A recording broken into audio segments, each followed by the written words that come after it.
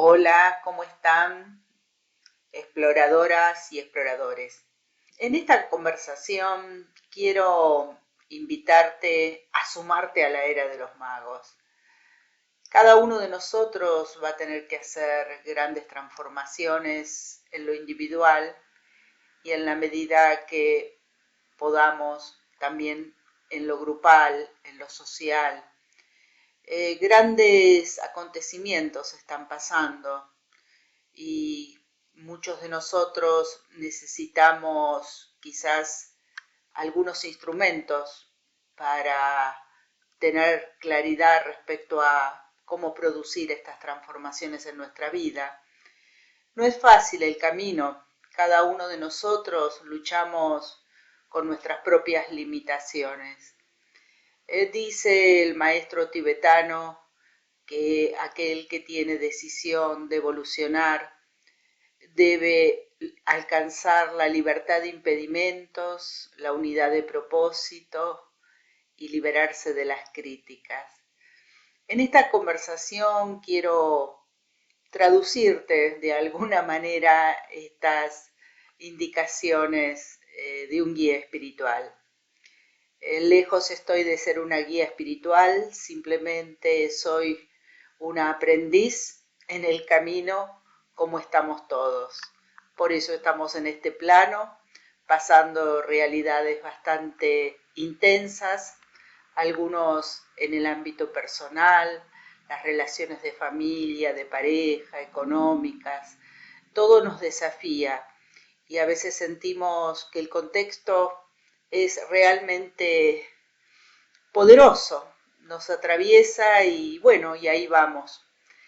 Entonces, en esta oportunidad quiero hablarte de nuestro poder personal, el poder que nosotros podemos desarrollar con esfuerzo. Nada es teoría o enunciaciones, sino que todo se trata de llevar a la práctica, en la medida que podemos, algunos entendimientos. Cuando hablamos de poder y lo vemos a nuestro alrededor, nos damos cuenta, somos atravesados por poderosas fuerzas que crean quienes condicionan nuestra realidad. Pero hoy quiero por ahí referirme a de qué manera nosotros podemos desarrollar en lo personal nuestro poder. Poder está muy relacionado con qué hacemos con nuestra energía, qué hacemos con nuestra energía cotidiana, en cómo utilizamos el tiempo, cómo utilizamos los recursos. Y esto en el plano material.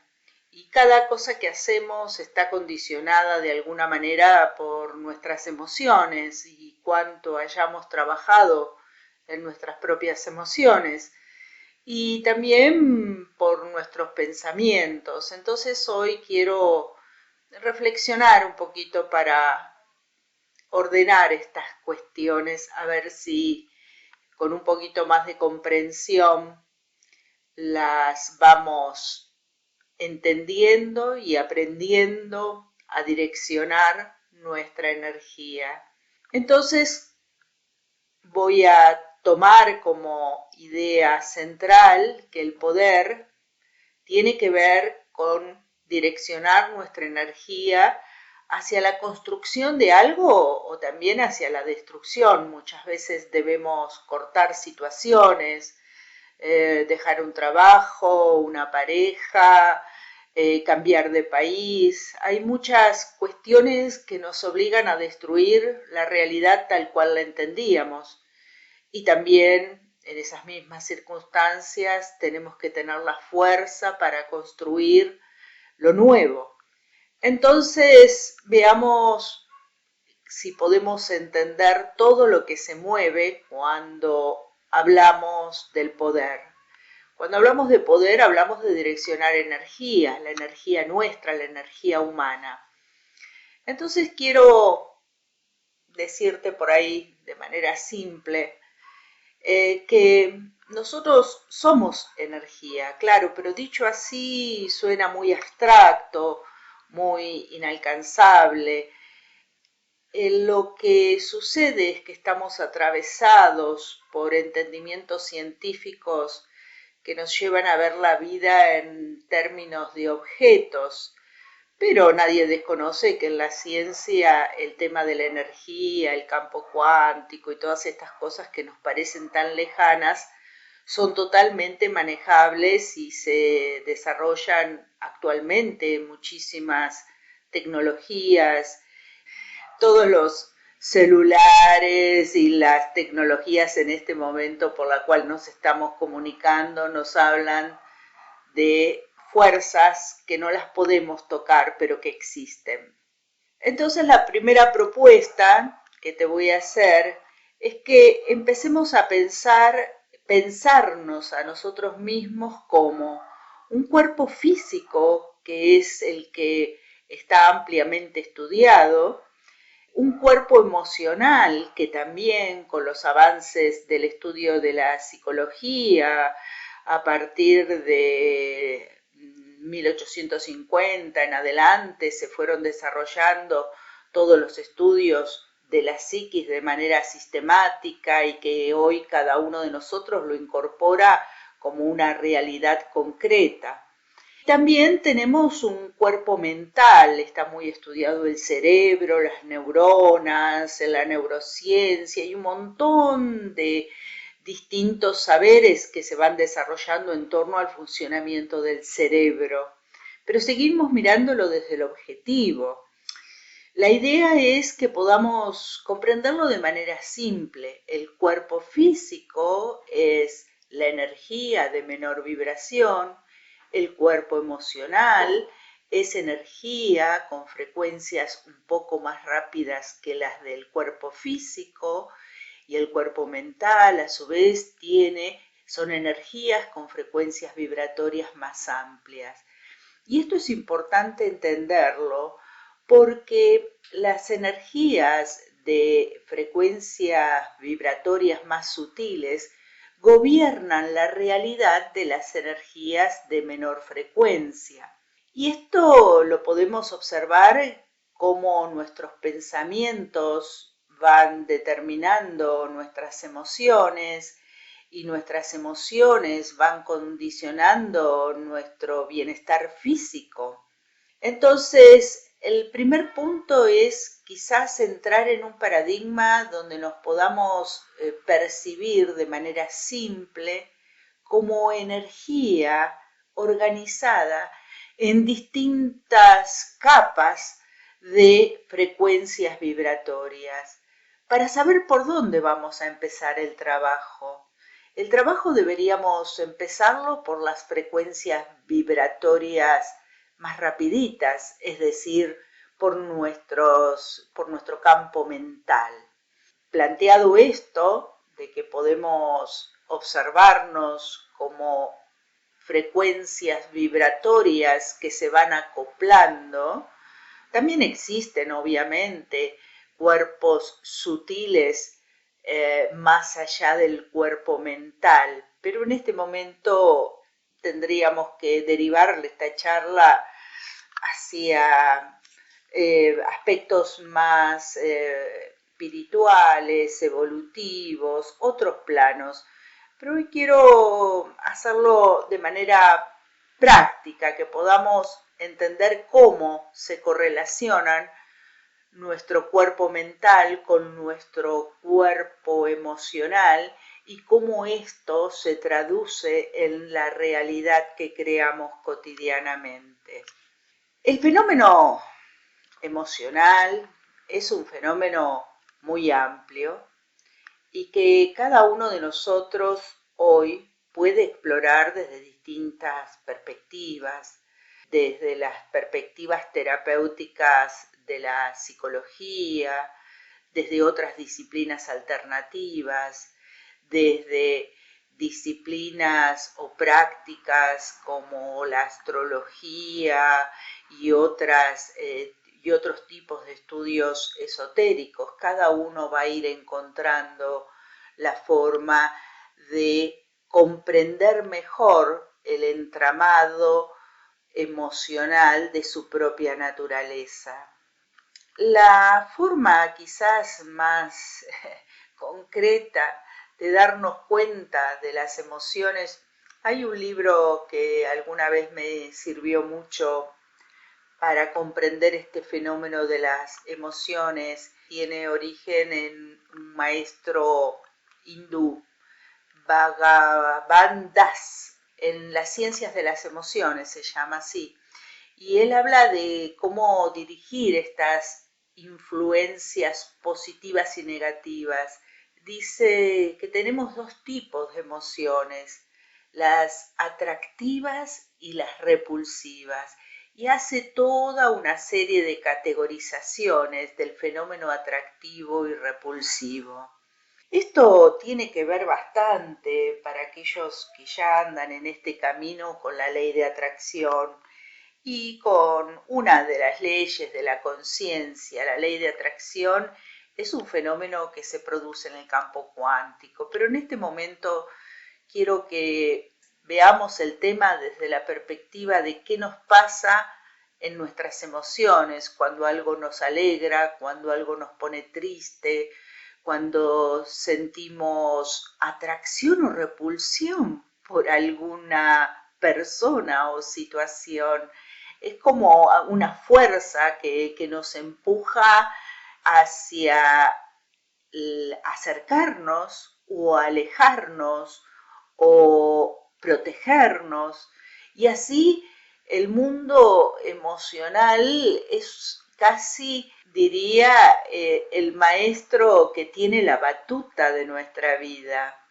Entonces, explorar nuestras emociones, nuestras motivaciones a través de distintos recursos con los que hoy contamos es sumamente relevante. ¿Y por qué empiezo por las emociones y quizás no por el pensamiento? Bueno, porque hay un fenómeno que tiene que ver con que cuando tenemos una emoción, no solo tenemos una emoción, sino que detrás de esa emoción hay un entendimiento, hay algo que yo entendí de determinada manera. Entendí, por ejemplo, que determinado tipo de características de personas me pueden hacer daño por alguna experiencia que pude haber tenido, y luego eso queda como quistes mentales. Son como nuditos que se van haciendo y van como tensionando nuestra vida, diciéndonos por aquí sí, por aquí no, o nos protegemos a través de determinadas conductas de imaginarias situaciones. Desarmar o disolver estos núcleos es como un primer paso para poder liberarnos y empezar a trabajar con nuestra mente más libremente. Estas emociones se producen de manera consciente o inconsciente y hablo en determinados videos sobre la sombra, que es el fenómeno que hoy se está tan difundido actualmente a través de todo el trabajo de Carl Gustav Jung, ¿no? El fenómeno de aquellos aspectos o emociones que quedan profundamente enquistadas en nosotros y no las traemos a la superficie para disolverlas, para entenderlas desde otra perspectiva. Es la interpretación que hemos hecho de determinadas circunstancias las que quedan atascadas con determinadas emociones o frecuencias vibratorias más densas. Me gusta por ahí una expresión, es muy iluminadora, de María Louise von Franz, que fue una discípula de Jung, y ella decía algo así como que la sombra sumerge al hombre en la inmediatez del aquí y ahora, y de esa manera va constelando su biografía. se sostiene que tenemos la inclinación de creer que somos lo que creemos ser y en realidad eso resulta erróneo. Nuestra biografía la constela nuestra sombra. Y hay hechos recientes donde hemos visto emerger en grandes líderes, incluso en lo cotidiano, ha sido noticias habituales, que personas que debían guiar a otros en su desarrollo espiritual terminan teniendo conductas totalmente reprochables o violatorias incluso de sus propios seguidores o personas que confiaron en ellos. Bueno, esto es parte de lo que nos pasa en lo cotidiano, o muchas veces nosotros mismos nos vemos tomados a veces por la ira, por una cuestión mínima. Entonces, a veces quedamos descolocados frente a partes nuestras que emergen de manera realmente intempestiva. Ahí tenemos el Dr. Jekyll y Mr. Hyde. Es una obra muy pequeñita que vale la pena leer en algún momento porque maravillosamente expresa cómo un médico que debe mantener una conducta irreprochable en la era victoriana, su sombra termina saliendo por las noches, transformándose en un homicida y de qué manera su sombra termina apoderándose de su vida. También hay otros enfoques que son muy prácticos para poder reconocer y trabajar sobre nosotros mismos. Hay una obra que es La enfermedad como camino del Dr. Dackel y también hizo El mensaje curativo del alma, un libro que lo tengo aquí de cabecera porque cuando ando con algún dolorcito de rodilla, cintura, suelo recurrir a estas bibliografías que nos sugieren que nuestro inconsciente se expresa en el cuerpo físico. Es muy interesante ver esta relación de preguntarle al síntoma qué es lo que me está indicando. Entonces, explorar el mundo emocional nuestro es fundamental para poder realmente apropiarnos de nuestro poder. Si no somos de alguna manera empujados a determinadas circunstancias, experiencias que no hemos elegido de alguna manera. Dicho esto, es cierto que quien gobierna sus pensamientos puede crear la realidad, pero estos pensamientos hay que adherirles de alguna manera emociones para que puedan materializarse, tener fuerza. Sé que es muy popular cuando uno se pone a estudiar el pensamiento científico, Descartes y todo eso, que dice, pienso, luego existo. Para mí esta frase, siempre pensé que debería replantearse como lo que piensas existe, o al menos tiene la posibilidad de existir, porque no sé si porque pienso existo o si mi existencia está determinada por algo anterior a mi pensamiento. Esto ya entra en las profundidades del sendero que cada uno haga para llegar a sus propias intuiciones o convicciones de nuestra propia existencia.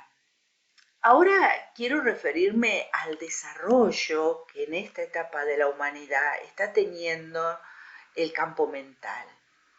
El campo mental tiene una frecuencia mucho más sutil que el cuerpo emocional. Ya sabemos todos, retomando el tema del cuerpo emocional, que las emociones no solo son mías, sino que las compartimos. Cuando hablamos de emociones podemos entrar a un lugar, darnos cuenta que hay mala onda, y no dejo de pensar en este momento, por ejemplo, aquí en Argentina, hace poco con el campeonato de fútbol, 6 millones de personas o más se movieron espontáneamente movidas por la emoción de la alegría. Necesitaban los argentinos una alegría dentro de tantas pálidas que estamos viviendo, realmente bastantes. Entonces, las emociones pueden ser, son personales, pero se comparten, por esto de que las frecuencias vibratorias son más sutiles que las físicas. Ahora, retomando el tema de las frecuencias mentales son aún más rápidas que las emocionales, y seguro que cada uno de nosotros ha tenido alguna experiencia de estar sentado en el living de su casa, pensar a alguien que está en Japón, en Alemania, en cualquier parte del mundo, y en ese momento te entra un WhatsApp de esa persona que estabas pensando, ¿sí? En este momento, por cuestiones mucho más profundas quizás, pero de manera simple, se está elevando la frecuencia planetaria. Y esto hace que las frecuencias sutiles se nos hagan más cotidianas. Entonces las frecuencias mentales no tienen límites. En esta instancia que estamos viviendo los humanos, todos hemos desarrollado de alguna manera la habilidad mental. Y esto es muy interesante, porque esto nos lleva a campos quizás un poco excluidos hasta el presente, de mucho tipo de conexiones que tienen que ver con la telepatía, con otras también capacidades de percepción como la audiometría y distintos tipos de capacidades que hasta hace poco eran como cosa de brujo. Realmente quien hablaba de estas cosas estaba en cosas raras. Pero lo cierto es que parece que todos actualmente estamos en cosas raras, porque el tema de las posibilidades de habilitar nuestras frecuencias mentales está a nuestro alcance. Y entonces, tomando esta posibilidad que estamos teniendo en lo colectivo, que es una posibilidad realmente interesante de tomar el control de nuestros pensamientos, por lo menos empezar. Y para eso me gustaría por ahí tirarte algunas pistas que también intento practicar. Todos estamos aprendiendo, estamos ahí. Lo que puede diferenciarnos de alguna manera es cuán deseosos estamos de seguir aprendiendo. Lo primero que yo intento observar y que te lo comparto es seleccionar inteligentemente qué miro, porque la vista es el único órgano que no tiene percepción directa. Nosotros no vemos directamente con los ojos, sino que es una percepción refractaria, es decir, que registra el reflejo de la luz. Y la luz viaja, creo que a unos 300.000 kilómetros por segundo, si no me equivoco, pero bueno, viaja a la velocidad de la luz. Y sin embargo lo que percibimos parece tan real, pero está viajando a tamaña velocidad. Entonces, el sentido de la vista tiene mucha incidencia sobre nuestras frecuencias mentales. Y cuando digo mentales, doy por implícito los pensamientos. Trabajar sobre qué pensamos implicaría, como previamente, seleccionar qué miramos. Entonces, suelo hacer como esta recapitulación diaria, ¿sí? De en dónde puse mi mirada durante el día. Y esto no significa que intente ser una monje tibetana, para nada, sí, porque hay momentos donde quiero mirar porquería y miro un ratito de los noticieros, digo, bueno, a ver qué está pasando en este complicado mundo. Entonces, apropiarnos de la elección de qué miramos es como quizás el primer pasito para empezar a ejercer nuestro poder sobre los pensamientos. Hay una película muy linda que es, yo la vi en un film, sé que está el libro, que es El día que Nietzsche lloró, y me impactó una expresión. Mi mente está invadida por pensamientos ajenos, estaba desesperado el médico, eso le confiesa él a Nietzsche.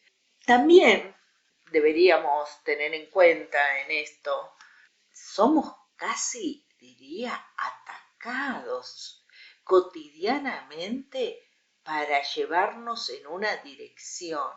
La publicidad, no hace falta, prendemos el celular y aparece, hablamos de una cosa y parece que el celular escucha.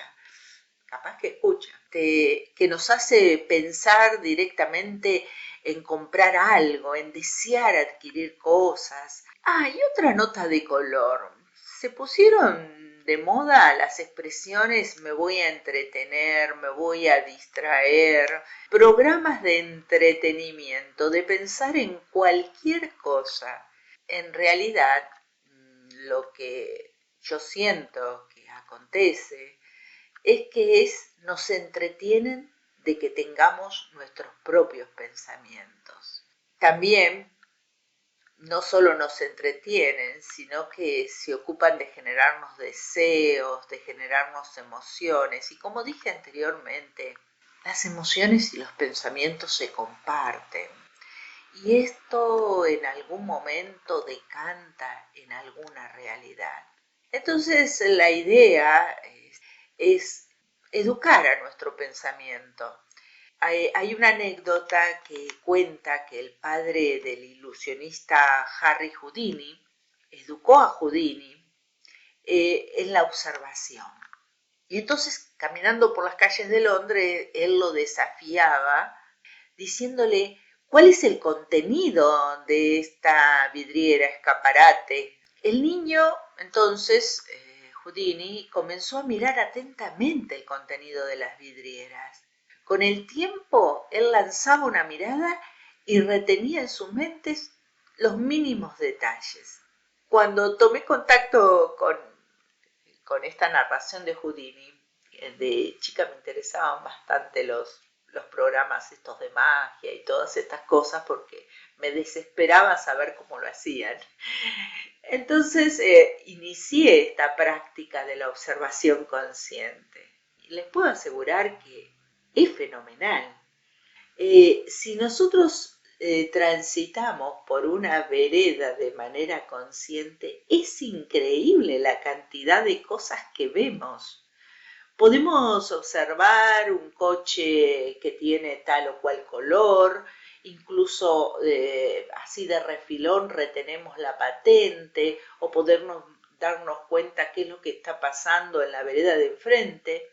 Observen cómo caminan y si están atentos en el momento en el que están haciendo, caminando por una vereda o en nuestra casa. Es decir,